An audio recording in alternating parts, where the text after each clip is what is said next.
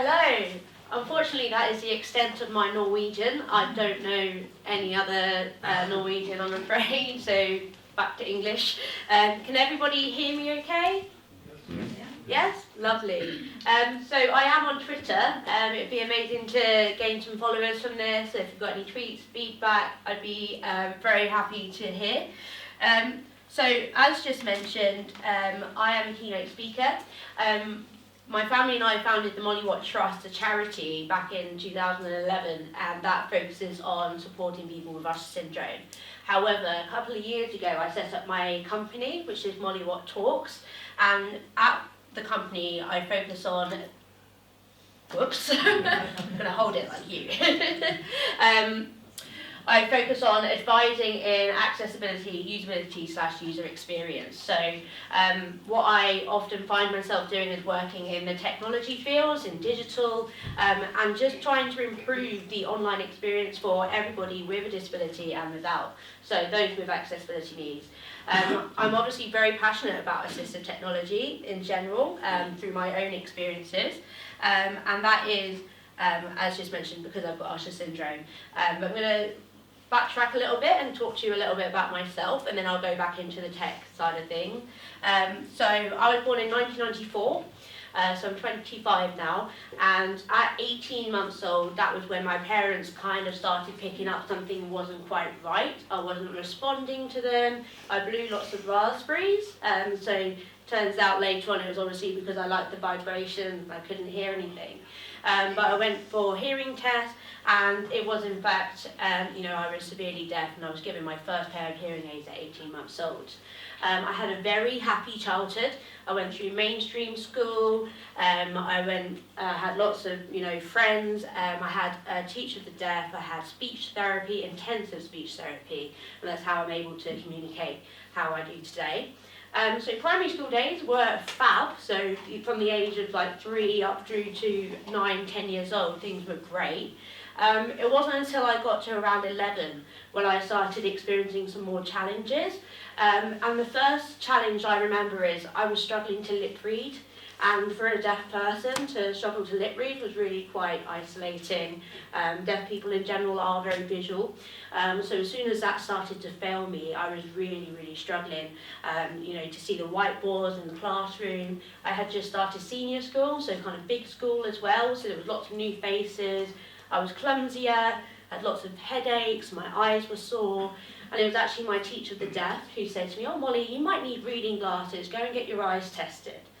And this seemed like a reasonable explanation because 2 of my best friends wore glasses, so I thought, yeah, I probably need glasses. So I went for an optician for an eye check, just a normal eye check, and it was actually my optician that had been reading up on Usher syndrome, which is mad. Of all the conditions, he was reading up on it, so he suspected something wasn't quite right. And he asked my mum and dad, "Do you know why Molly is deaf?" And they said, "Oh, we were told it was just technical blip, it happens sometimes, we have no family history in it, and he said, "I think there's something not quite right with the back of Molly's eye, and I think it's linked to the deafness." So I went to appointment after appointment after appointment after appointment, and finally got a diagnosis of Usher syndrome. So obviously the retinitis pigmentosa had kicked in properly, so the eye condition of Usher syndrome had kicked in around 11, 12, but in hindsight, as a child, I always hated the dark. I was terrified of the dark, and the first symptoms of RP is night blindness.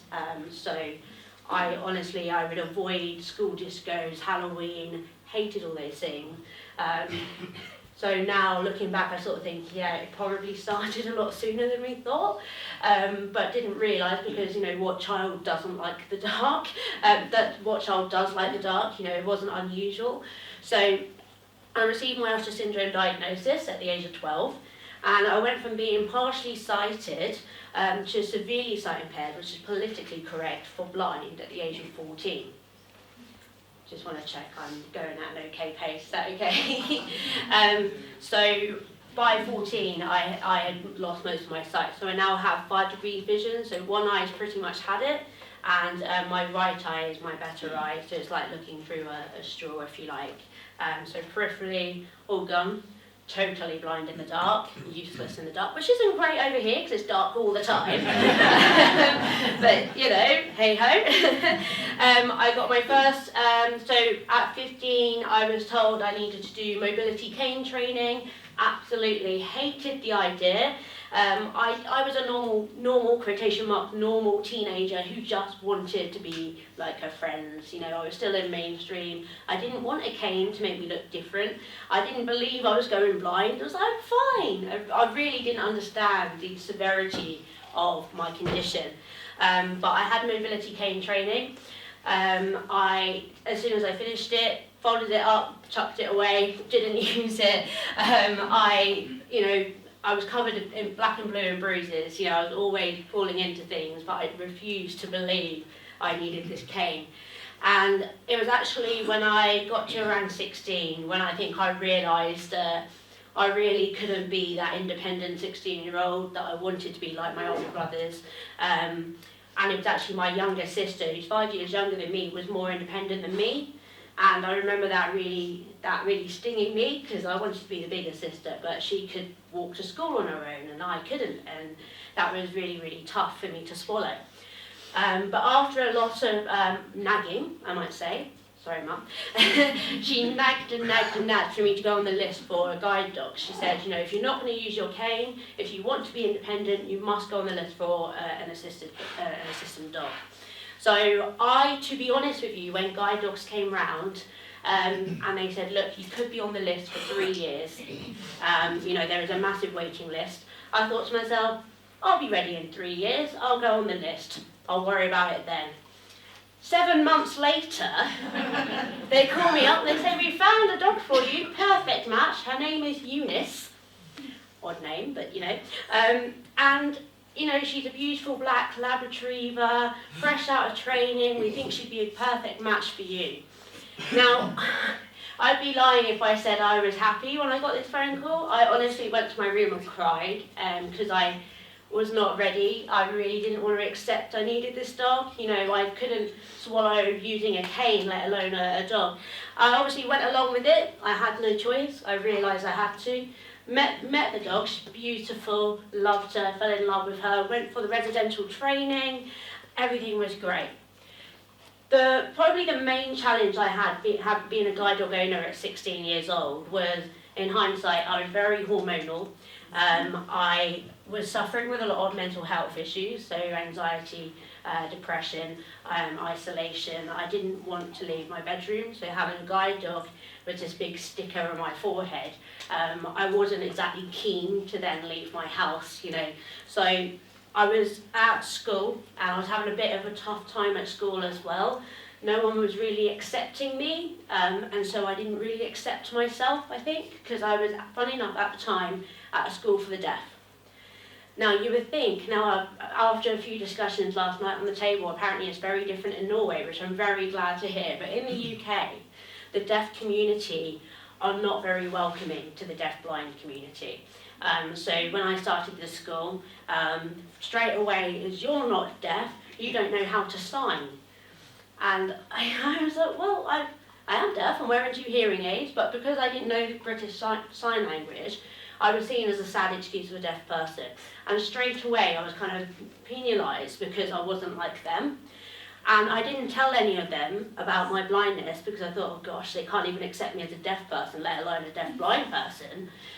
So I didn't say anything for a long time. But they started to pick up that in the classroom I had to sit in a special seat and that I was getting handouts and, you know, special treatment here and there.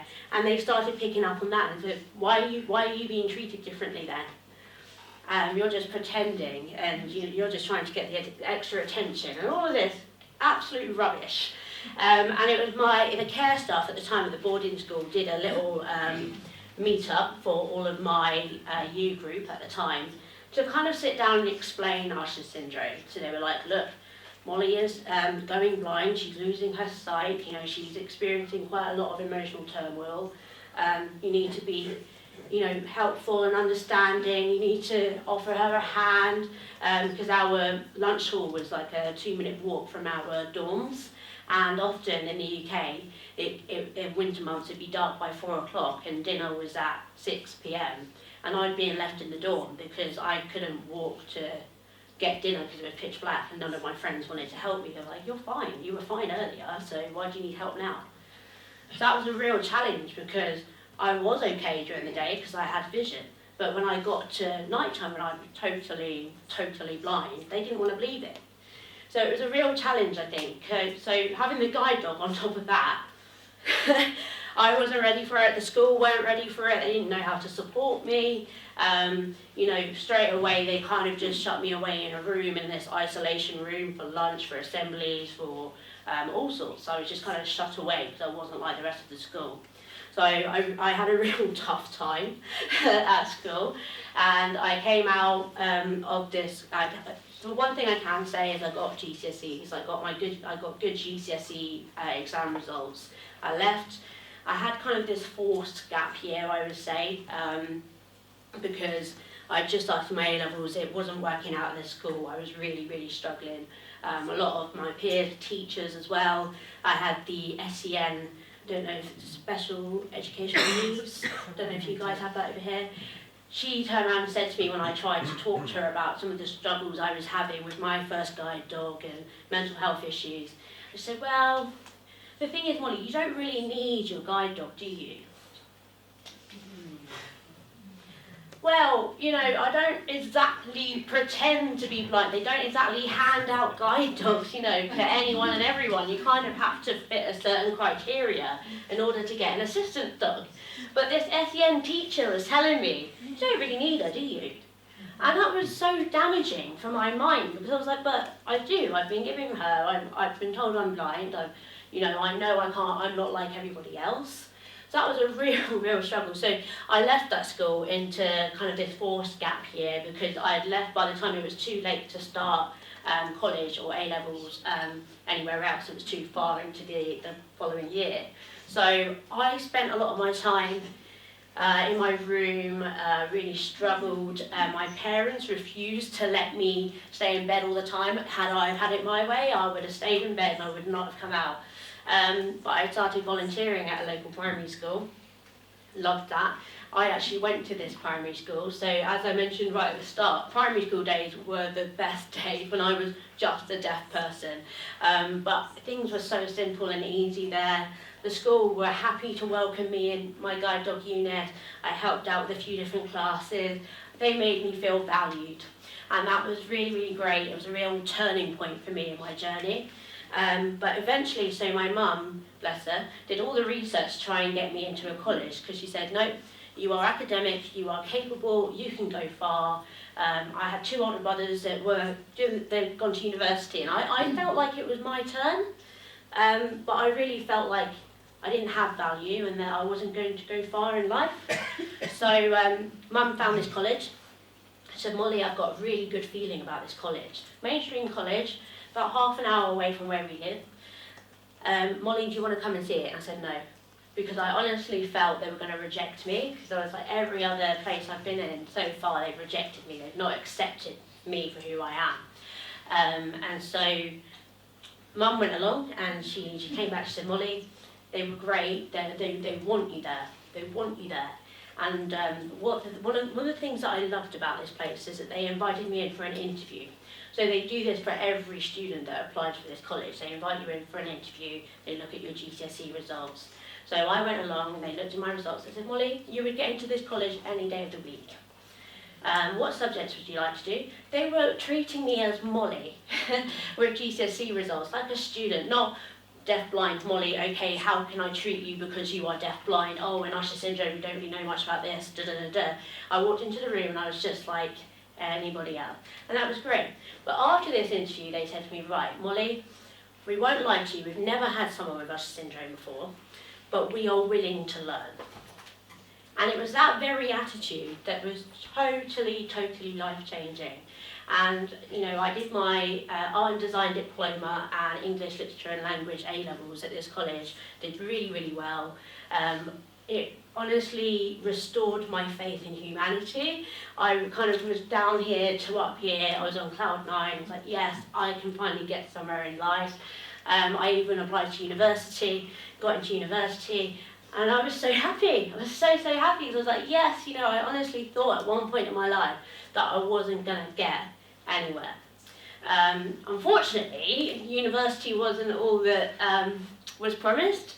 They knew I had Usher syndrome. They were very happy to take me on. You know, I again was very happy. I got into university. I studied really hard. I had to do skills tests, so I had to do an online maths and English exam alongside my A-levels at college to get onto this teaching course. I wanted to be a teacher. And the online course was totally inaccessible. So I couldn't zoom in, I couldn't use a screen reader, I couldn't use anything. So if you're blind and you're online, impossible. So this was a real challenge. My college helped me out with this, managed to get this done, I managed to pass, and all was good. Now, the only other thing about this university is that they were setting up, well, my support team was setting up a training awareness day for all of my lecturers that were going to have me to turn up and to basically just learn a bit of Usher syndrome, just a bit of awareness, like this is what it is, these are the things you should do, these are the things that you shouldn't do, and to be honest with you, in the whole scheme of things, it's not that complicated. It's really quite straightforward. I have my equipment, I don't hear and see very well, it's just for them to be aware, basically. So they set this up this day, it was like an inset day, which, you know, just a day off for everyone except these guys that were coming to the training day. None of my lecturers turned up. How rubbish is that? So all of my lecturers who knew they were going to have me, who had Usher syndrome, none of them turned up to this training day. So university didn't, I lasted about 4 or 5 months, and I left because it was an ongoing battle to try and get that kind of equal access to my education like everybody else. Now, one of the things I learned when I left was actually a lot of my obstacles were to do with accessibility, and that's why arguably I'm in the field that I work in now. You know, everything online was inaccessible. I want to be independent, I want to do things on my own, but if I go online and I can't access things because it's too small and I can't enlarge it, then it's totally inaccessible and I can't do it. So I obviously left university. I had a part-time job at Apple, so I worked there. I did a lot of training and accessibility, so workshops, and I looked at the built-in accessibility, which I'll talk a little bit about later on. And you know, the charity, the Molly Watt Trust, so I threw myself into the charity stuff, raising awareness of Usher syndrome, more about what we can do opposed to what we can't do. A lot of charities out there are all about the sympathy vote, oh, feel sorry for me. Molly Watt Trust are not about that. We want people to see value in us, to employ us, to be a part of the community. So that's really it. And then I set up Molly Watt Talks with the help of my parents. So the main reason really was, you know, my life revolved around accessibility right from the very beginning. So 18 months, my first pair of hearing aids, right through education, how I could access, you know, classroom materials, email, communication, everything was about accessibility. Not only just being a deaf child, but a deaf-blind teenager adult.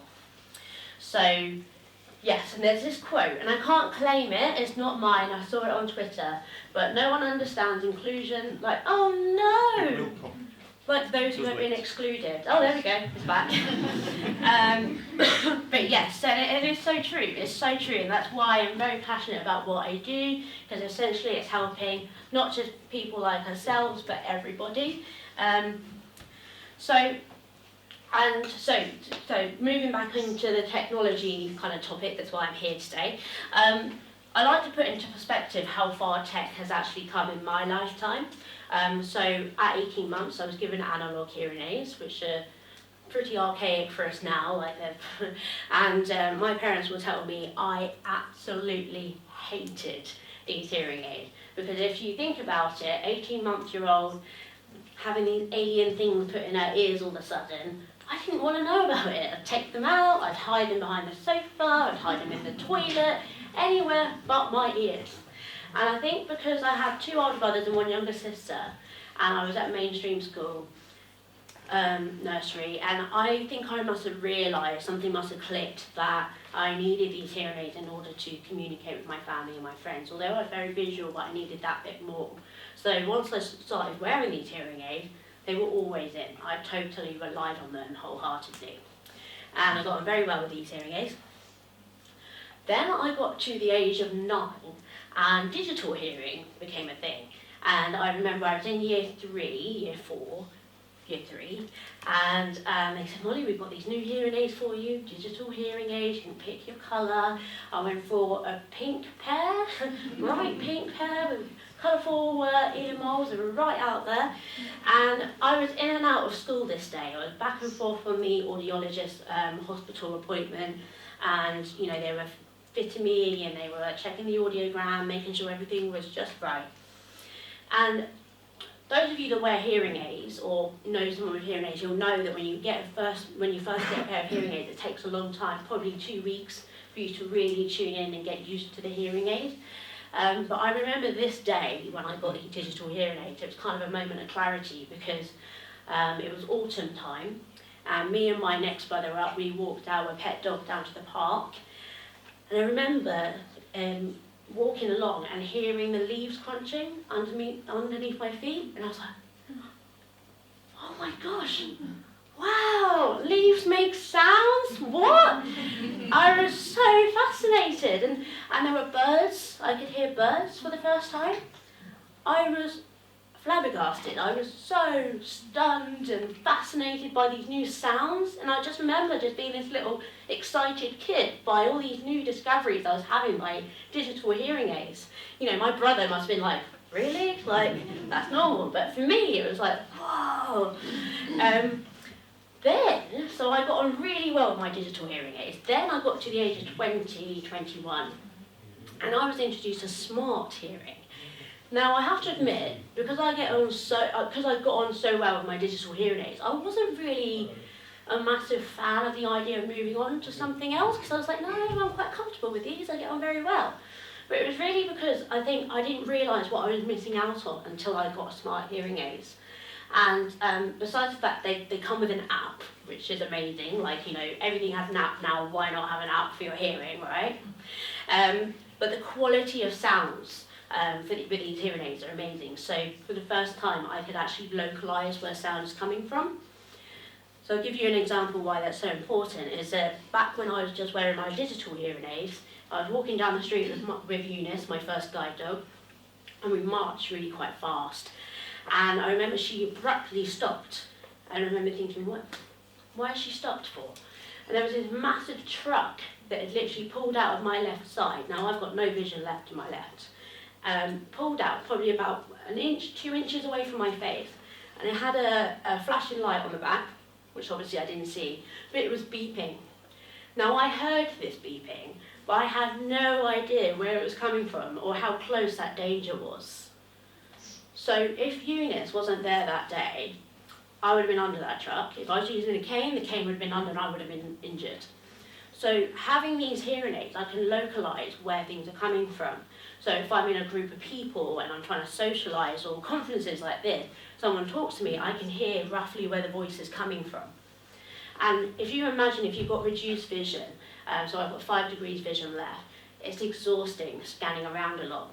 But having these hearing aids to be able to localise where the sound is coming from, so I can instantly just look in that direction, it's so much, it's not tiring, it's not as tiring, and it saves a lot of, you know, I feel so much more included, I can socialise a lot better. The quality of sounds, like I said, is just a lot better. There's actually a few videos on YouTube if you fancy it after this, if you fancy a little laugh. There's some old videos of me when I was about 15, and if you watch them and listen to my voice, and then if you watch a more recent video, my voice has changed, it's gotten better because hearing aid technology has improved. And that's amazing, I never thought that could happen. I was always told I communicated well for a deaf person, but I never ever imagined that my voice could improve. And that is because of the greater accessibility to sounds in order for my speech to improve. So I mentioned it comes with an app. So this is kind of your all-around sound. So as I mentioned, the directional sound. So this is a standard program that it would come up on the app. And down here you've got a sound enhancer, which comes up with this page where you can adjust the bass, middle and treble. Before I got this app, I had no idea what treble meant. I was like, what is treble? Mum tried to explain, it's those, bassy, the tinny sounds, the really high pitch, and I was going, I really don't understand what that is. And then I remember a few days after, she was unloading the dishwasher, and it was really clangy, and I was like, oh, that's really loud. Mum said, yeah, that's the treble sounds. So I was learning more about my hearing loss. So what I then did is I lowered down the treble and I heard up the bass, and it made my hearing experience so much better. And so having that ability to manually adjust how I hear in any given situation is massive. I don't have to make a trip to the audiologist, which I might add is in a very inaccessible area. You have to drive to get there, and obviously I don't drive. I can do it all by myself. Now lastly, this is pretty amazing and a fairly new feature, is there's this thing called Resound Assist. And what it is if I travel a lot, I do a lot of these presentations.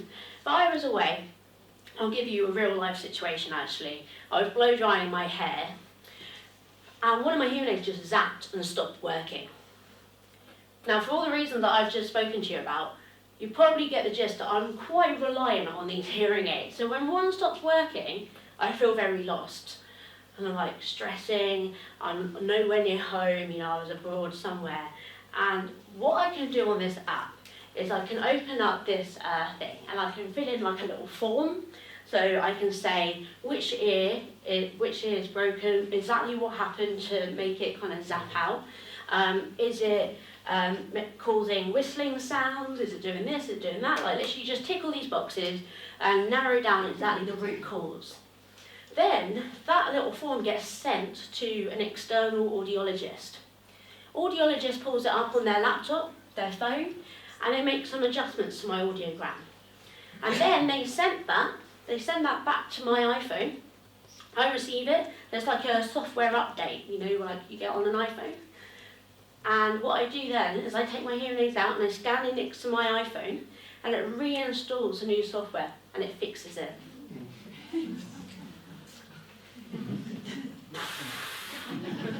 How crazy is that? That's amazing, right? So I could be anywhere in the world, and if one of my hearing aids breaks, I've got this, it's all good. So that's what's so amazing about this app, of course. I didn't want to just go with these hearing aids just because they have an app. Obviously the quality of sounds is pretty crucial, but this is truly a bonus, a major bonus, and having that is reassurance. It's so reassuring for me because I'm so heavily reliant on these hearing aids with my reduced vision. I rely on these daily, and if one was to break, I'd be really, really lost. So these hearing aids are made by GN Resound, GN Hearing even, and they've got a few different styles. So obviously, depending on your hearing loss, they do have a stronger one called the Enzo for those with a profound hearing loss. I've got a severe hearing loss, so I've got the Quattros. But yes, believe it or not, I'm not being paid to market these products. I should be, but so as I mentioned, with the powerful use of hearing aid technology in my lifetime, so I'm 25 now, I began to speak by the age of 6. I've got hearing aids 18 months, and when I say speak at age of 6, before then I could say words, but I couldn't string sentences. So I was held behind at school a year, which I think was the best thing, because then I could catch up with, and I became confident in my voice. And I remember being at school, not being afraid to put my hand up and say, Miss, can you say that again? Or Miss, I need some help. And that was invaluable. That was something I learned very, very young, which has helped me to now. And I know lots of people, that's a really big step to actually ask for help. Really, really massive. And I felt included. I felt included in a group of friends. I felt included, in little communities and things.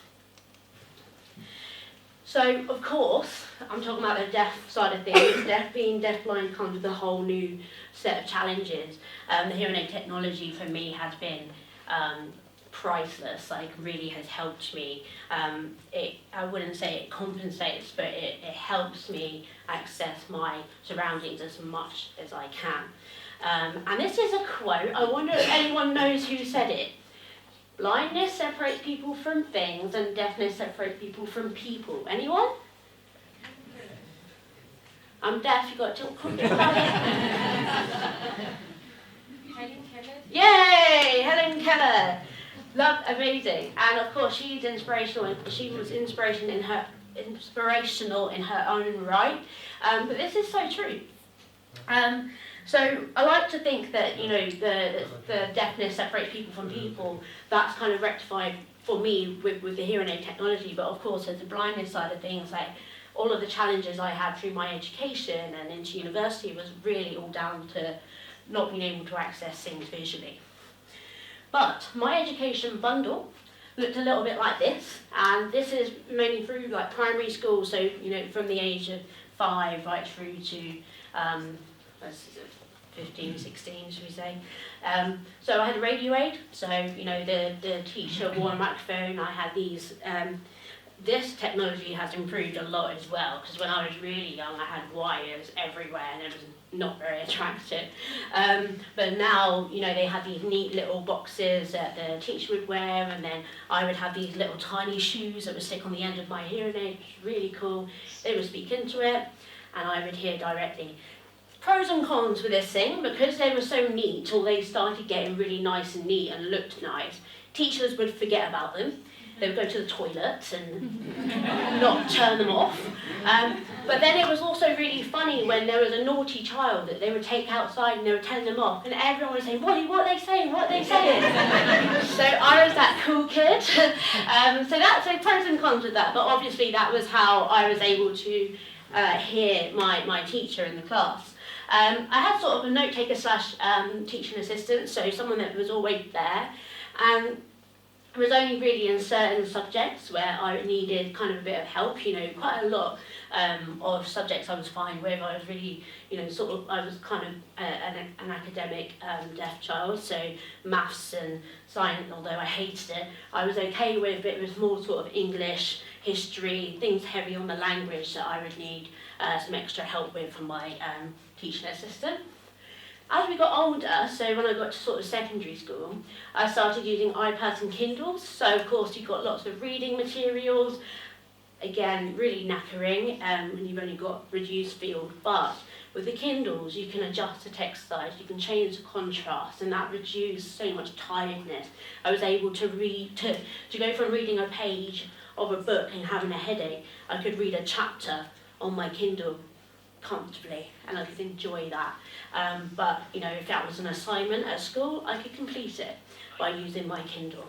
And similarly with iPads, so if there was PDF document, so what started happening was a lot of teachers would modify my handouts. So any sheets they gave to students, they would make larger text, print it out onto buff paper, and they would hand it out to me.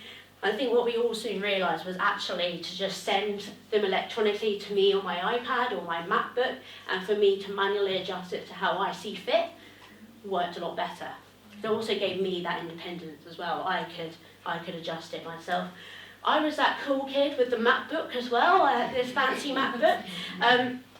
That didn't come easy, I might add, because what they wanted to do, they wanted to give me a Dell clunky big computer with JAWS software, all of this equipment that took up a whole desk.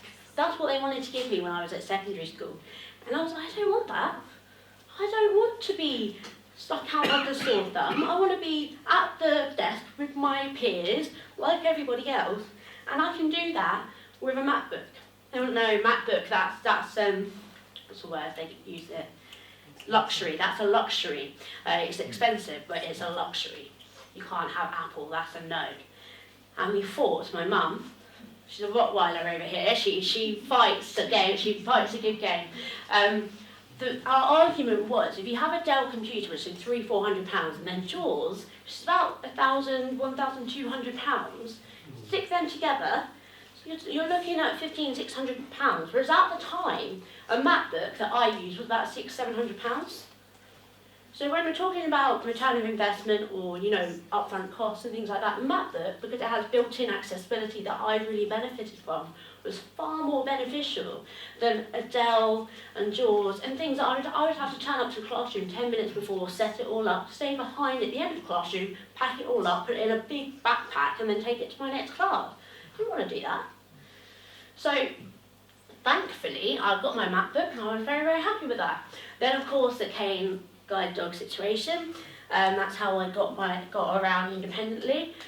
This awareness training probably should have been right at the top, to be honest with you, but the awareness training was essential because even if I didn't have the equipment for whatever reason on the day, if my teachers were understanding, if they were aware, if my peers were aware, it made all the difference. I would still feel welcome, I would feel valued, part of the classroom. It didn't matter. But having that instant bit of awareness was huge. So when I say adulthood, I don't really mean it. I'm not an adult, really, am I? No. When I got to my next phase, shall we say, so after school, when I got to college/university, I got the Apple Watch. And I mentioned earlier that I was working part-time at Apple.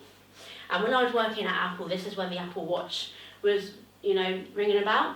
And I have to be honest with you, everybody who works at Apple was like, I really don't see how this watch is gonna, this is just a con. This is Apple just trying to get everyone to buy an iPhone. No one was interested in the watch, right? And this included the employees. A lot of us were like, really? But we all got a lovely, massive 50% off, right? And I think, again, it was Apple trying to say, you need to buy the products, you need to buy them. And so I bought it mainly with, I honestly thought I was going to return it in 14 days. I only bought it because I was curious and I wanted to know how an Apple Watch would benefit me as a deaf-blind adult. I was pleasantly surprised. So I wrote a blog, actually, so my Apple Watch after 5 days. And this blog actually went viral. And I think because it was one of the first positive reviews of the Apple Watch, and it was written from the perspective of someone with a disability, a deaf-blind adult, who relies on it for independence. And that was massive. And it's not a totally biased blog, like there's pros and cons in it. But the watch was amazing for us. So I went over to San Francisco, and what I was doing, I was putting in maps where I wanted to go on my iPhone, put my iPhone away, and then my Apple Watch would vibrate and tell me when to go left and right. So of course, if you are deafblind, you're a very tactile person. So the vibration, the prominent haptics on my wrist, was enabling me the navigation, the independence to get around the city.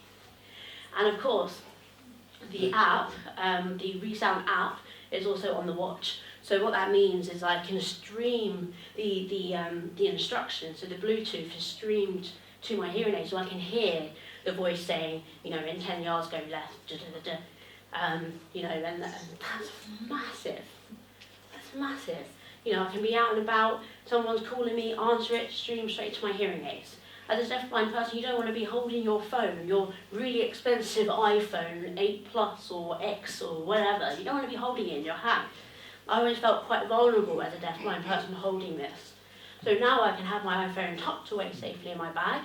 I work in London minimum once, twice a week, and I don't feel very safe with my iPhone hanging out in my hand. I have that tucked away and I rely solely on my watch. And that helps me get to a client base, it helps me get to a train station, it helps me get from A to B, and that's all through an Apple Watch. Pretty amazing, right? So that was an extra bit of accessibility assistant tool, if you like, that I started relying on. And all of these things you probably noticed that I've been promoting are mainstream tools, so standard products that anyone and everyone can buy. And I really believe that the mainstream products have so many pros opposed to getting, the specialist assisted technology that is out there, which are really good. Don't get me wrong, but having the ecosystem of my Apple products really helped me, run a business, run a charity, communicate, interact. It really helped me confident, and it is inexpensive. Up front, there is a bit of a cost, but the long-term investment that you get out of these products, massive, really, really massive. So these are some of the, so it's iOS, I mean iPhones and Apple products. So Androids do actually have brilliant accessibility features in them as well, and with the work that I do. Maybe an eye break. Sorry? Maybe an eye break. A bit hot, because I'm so passionate about it. But so one of the things I just wanted to touch back on is obviously having Usher syndrome. You know, it's a bit rubbish. And at the Mollywood Trust, we like to focus on the here and now. There isn't a cure. You know, we'll leave the research and the medical stuff to the professionals, and we'll crack on. And one of the things is why I promote technology so much, because it enables us to make the most of life right now. And so I was just starting to talk about some of the built-in accessibility features that are found on all smartphones. Who here's got an iPhone? Cool. Who's got an Android?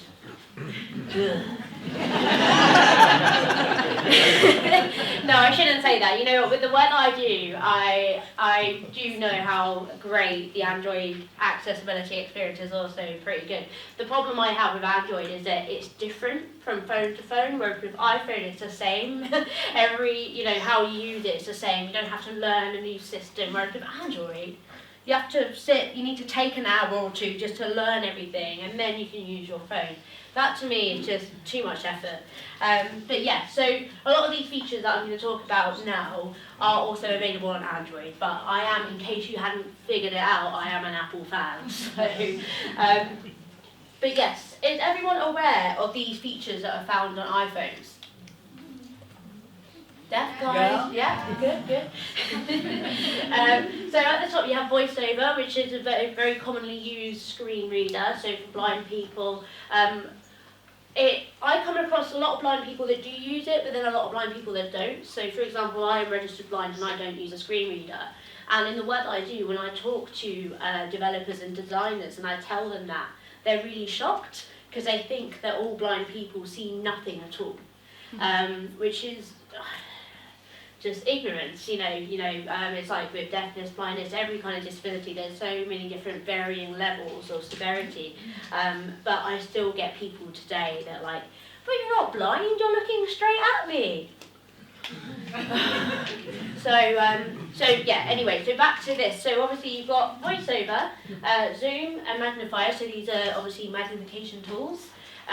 Magnifier is basically, it opens up the camera, and you can, so for example, if I was in a museum and I wanted to look at the architecture of the roof or something and I can't see it and it's a bit dark, I'll take a picture on Magnifier and I can brighten the picture, I can zoom in, I can change the colours. It's all quite straightforward. And I remember social services giving me this big clunky box thing that didn't even fit in my handbag, but it basically was kind of like a scanner camera thing that did the same thing. Now iPhones do it. Pretty cool. Display and text size. Now don't lie to me, who here has enlarged their text size on their phone? Yes, thank you. Everyone does it. So this is an accessibility feature. You know, a lot of people think, particularly in the design world where I work in, people think that accessibility is just for people with disabilities. Totally wrong. And that's why I really encourage the inclusive approach. So we have text size, motion, spoken content, audio descriptions. This light and dark mode, does anybody have their dark mode enabled? Yeah, so that used to be an accessibility feature, but now it's just a cool thing to have.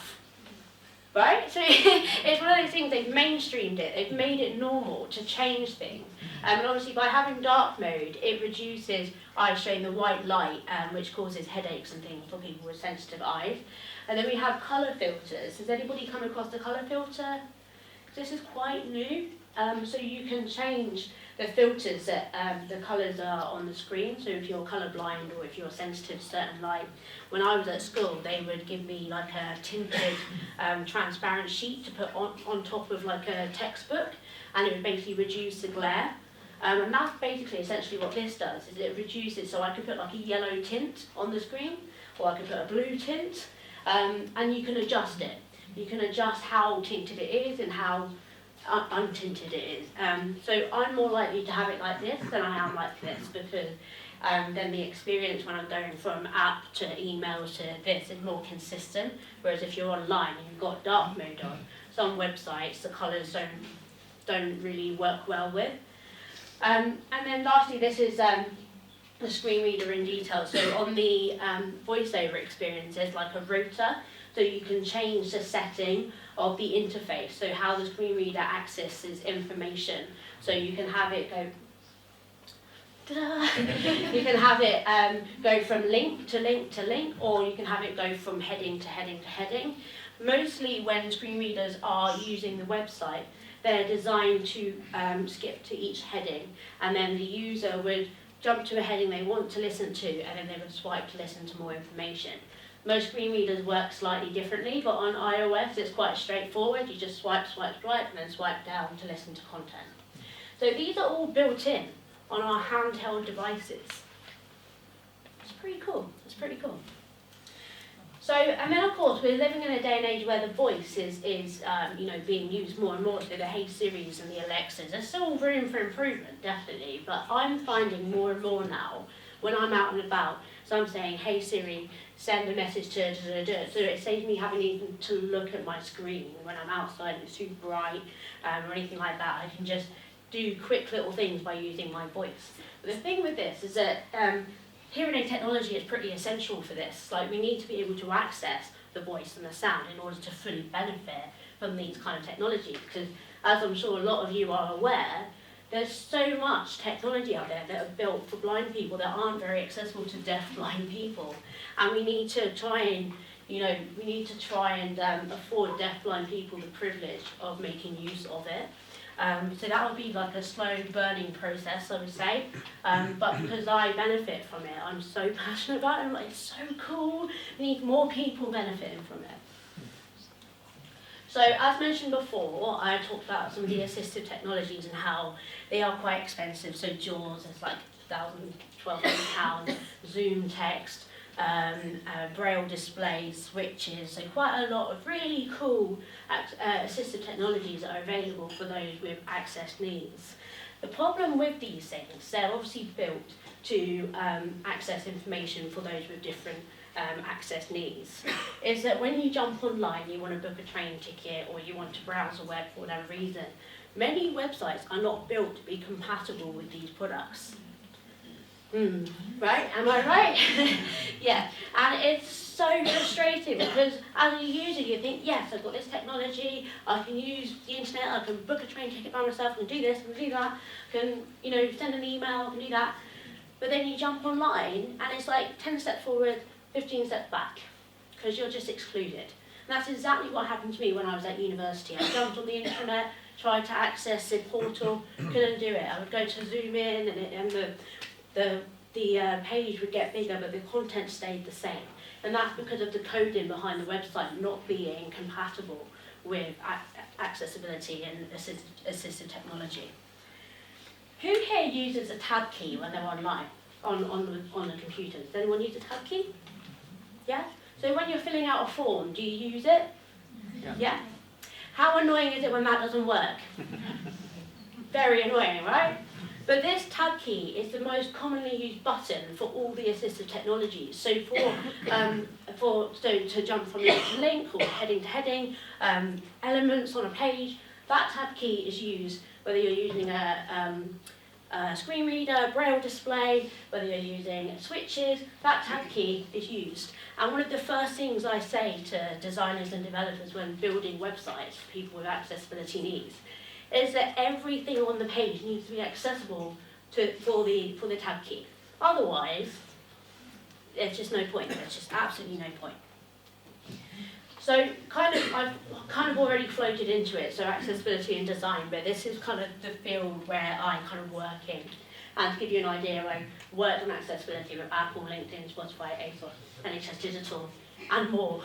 But that's a few to name a few. But a lot of the time I'm always promoting accessibility, but encouraging an inclusive approach. Because of course, when we think of accessibility, I think it's 20% of the population that people have a disability. Who here's got blue eyes?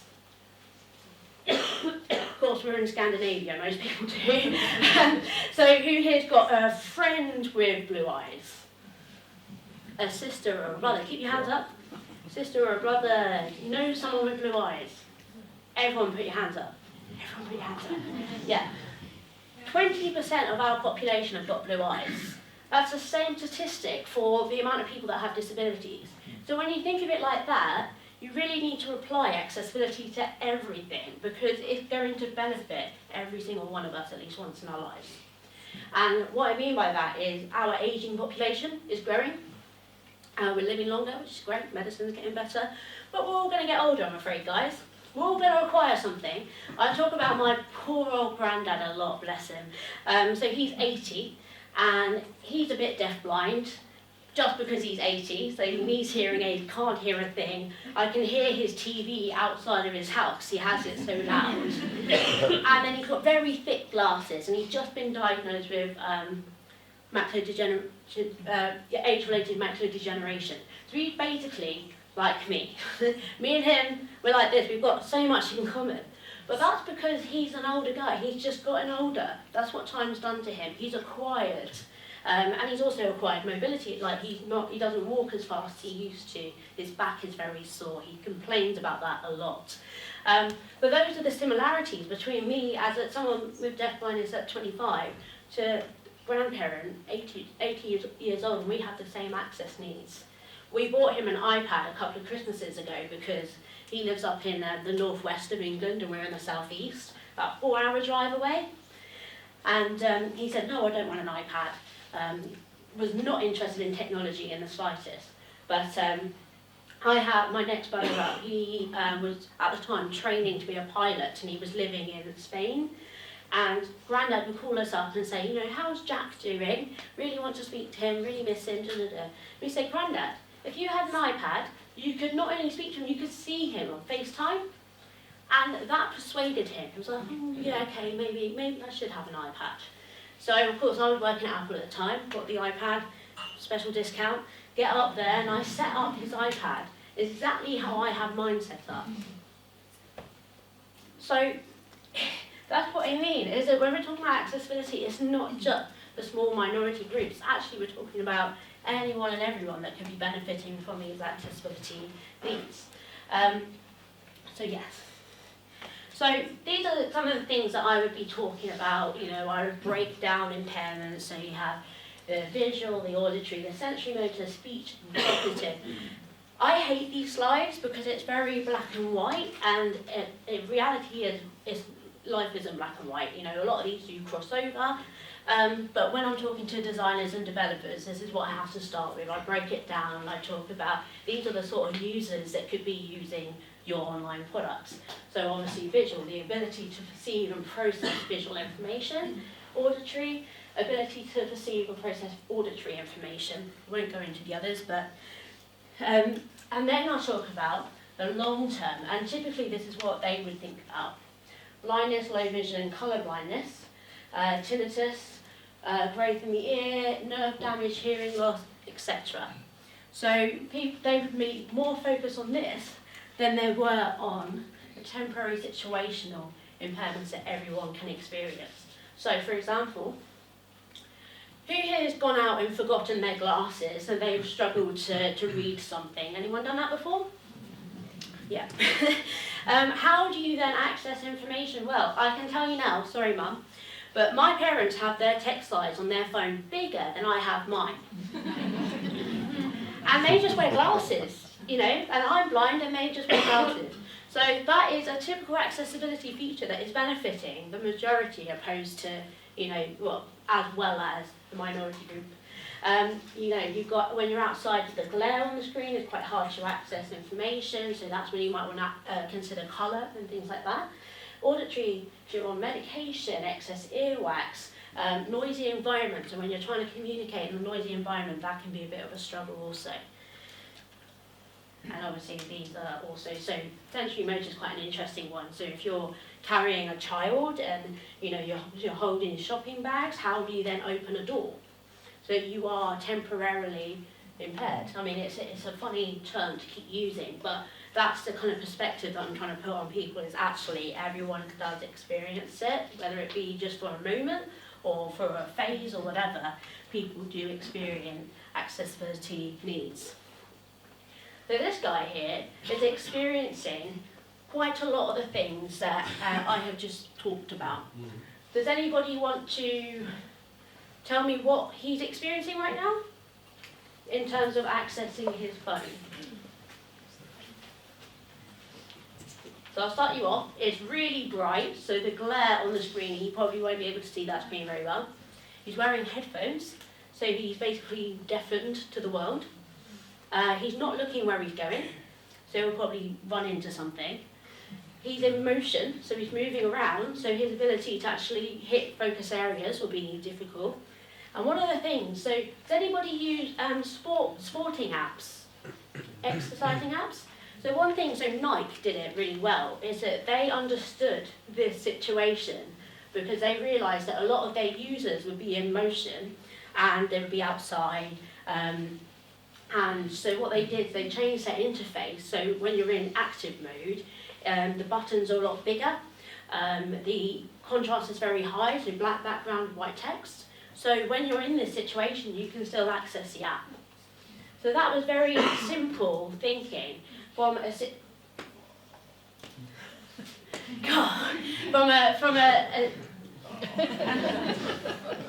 doesn't want to be on there anymore, does it? We're fed up with him anyway. But very simple, forward thinking about how a situational, a situation where a normal, quotation marks, normal person could be experiencing some kind of impairments, and actually by building for them, they're benefiting those of us who are deaf, who are blind, who are dyslexic or whatever. Like, it benefits so many more by focusing on a lot of these things.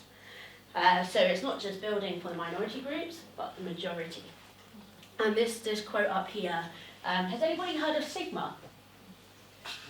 They're called web design agency. They're actually a Swedish company. So I do a lot of work with them, and this slide I actually nicked from one of our slide decks. That's why Sigma's up there. But this is why accessibility should not be considered as an afterthought or anything like that. But reasonable adjustments for all, because honestly do believe that accessibility will benefit every single one of us in the room. Thank you so much. I am on YouTube, so please do feel free. It's in the early stages. I did a first impression of this place yesterday. It's quite funny. And I would really appreciate for you to show some support. I'm also on LinkedIn and Twitter, so please do feel free to, if you've got any questions. I'm happy to take questions today. But yeah, thank you so much.